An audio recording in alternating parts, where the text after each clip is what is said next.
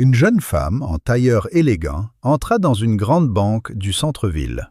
« J'ai besoin d'un prêt à court terme », dit-elle au responsable crédit. « Seulement 5 000 € pour 2 semaines. Je pars en voyage d'affaires à l'étranger et ne veux pas voyager avec trop d'argent liquide. » Le responsable leva un sourcil.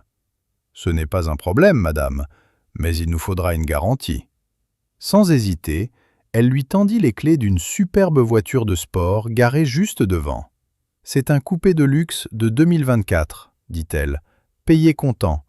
La carte grise est dans la boîte à gants. » Ils vérifièrent tout, la propriété, la carte grise, même l'assurance. Tout était en ordre.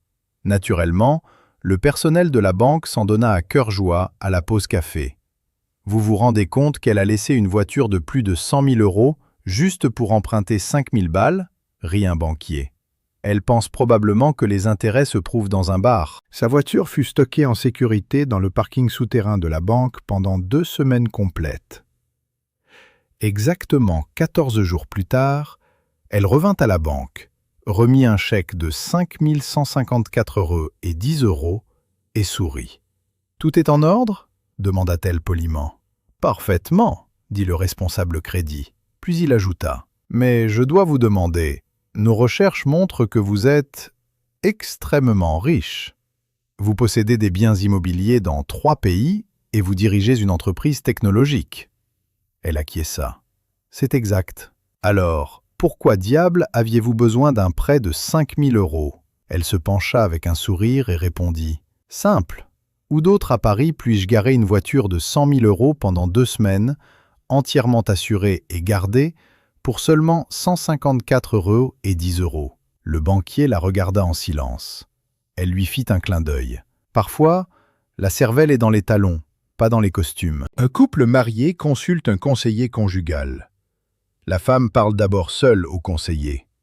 Le conseiller lui demande « Vous dites que vous êtes marié depuis 20 ans, alors quel semble être le problème ?»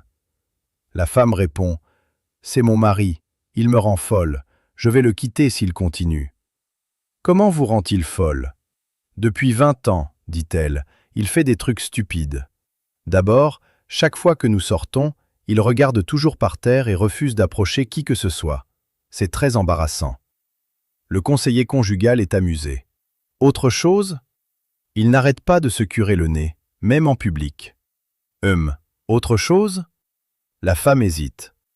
Chaque fois qu'on fait l'amour, il ne me laisse jamais être dessus. De temps en temps, j'aimerais bien être aux commandes. Ah, dit le conseiller, je pense que je vais parler à votre mari maintenant. Donc, la femme sort de la pièce, et le mari dit au conseiller, « Pendant des années, j'ai été aimant et attentionné, et je lui ai toujours donné ce qu'elle voulait. Quel pourrait être le problème ?» Le conseiller explique. Elle dit que vous avez des habitudes qui la rendent folle. D'abord, vous agissez toujours bizarrement en public, en regardant par terre et en n'approchant personne d'autre. Le mari a l'air inquiet. « Oh, vous ne comprenez pas. C'est une des rares choses que mon père m'a dit de faire sur son lit de mort, et j'ai juré d'obéir à tout ce qu'il a dit. » Qu'a-t-il dit ? Il a dit que je ne devais jamais marcher sur les pieds de personne. Le conseiller a l'air amusé. En réalité, ça signifie que tu ne dois rien faire qui pourrait fâcher quelqu'un d'autre. Le mari a l'air penaud. Oh, d'accord. Le conseiller continue.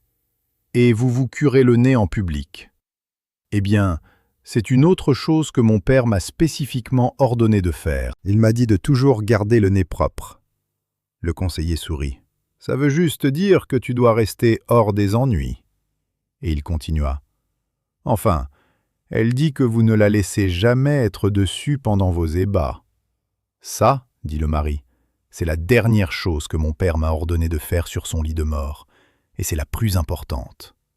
Qu'a-t-il dit ? Le mari répond. Avec son dernier souffle, il a dit « Surtout, ne déconne pas. » Un samedi après-midi frisquet de novembre, je suis allé chercher mon fils à la maternelle. Il a grimpé sur la banquette arrière, débordant d'excitation. « Aujourd'hui, on a appris à faire la différence entre les garçons et les filles, » annonça-t-il fièrement. Essayant de ne pas paniquer, je jetai un coup d'œil dans le rétro. Ah bon? Dis-je, me préparant au pire. Ouais, dit-il avec assurance. Les garçons ont un truc et les filles n'en ont pas. Mes mains se serrèrent sur le volant. Eh bien, je veux dire, techniquement, c'est vrai, marmonnai-je, regrettant déjà d'avoir demandé. Et les filles savent que les garçons sont des garçons à cause de ce truc, continua-t-il. Ça pendouille et ça bouge quand ils marchent. Je souhaitais soudain qu'on habite plus près de l'école. Puis il dit « Et quand un garçon voit une fille, il se gonfle comme ça. » Je clignai des yeux. Il... Comment? Il se gonfle. Et c'est comme ça que la fille sait qu'il l'aime bien, dit-il, comme si c'était la chose la plus évidente au monde. Ensuite, ils se marient et ensuite on les cuit. Cuit? J'étais sans voix. Non pas que j'aurais pu aligner 3 mots de toute façon, mais une fois rentré, il sortit une feuille de papier de son sac. J'ai dessiné un dessin de ça. Curieux et un peu effrayé, je regardais. Et voilà, une grosse dinde fière, coloriée au crayon de couleur, toute gonflée, avec ses plumes en éventail et cette fameuse caroncule rouge pendant sur son bec comme un insigne d'honneur. J'ai ri si fort que j'ai dû m'asseoir. Il fut un peu vexé jusqu'à ce que je lui dise que j'adorais ça, et c'était vrai. Et même si pour lui l'histoire s'arrêtait là, je n'ai jamais regardé les dindes, ni les hommes, tout à fait de la même manière depuis. Un militant de la cause animale visite un petit ranch. Après avoir rencontré les ouvriers agricoles et inspecté les installations, le militant demande au rancheur « Alors, qu'est-ce que vous donnez à manger aux cochons ?»« Eh bien, les cochons n'ont pas besoin de grand-chose pour vivre. Je leur donne des restes et de la nourriture du frigo qui est presque avariée. Ce genre de choses. » C'est une grave violation des droits des animaux. Vous maltraitez ces pauvres bêtes. Je dépose une plainte. Vous allez avoir une amende. Quelques semaines plus tard, un député visite le ranch. Après avoir vérifié les installations et rencontré les ouvriers agricoles, l'homme demande au rancheur « Que donnez-vous à manger aux cochons ?» Cette fois, le rancheur est mieux préparé. La meilleure nourriture du coin. Des œufs, des légumes frais, du lait entier. Quoi? Un tel gaspillage de nourriture? Il y a des enfants dans ce pays même qui souffrent de la faim pendant que vous donnez des repas complets à des cochons. Je vais vous dénoncer, vous aurez une amende. Un mois passe et un homme visite le ranch.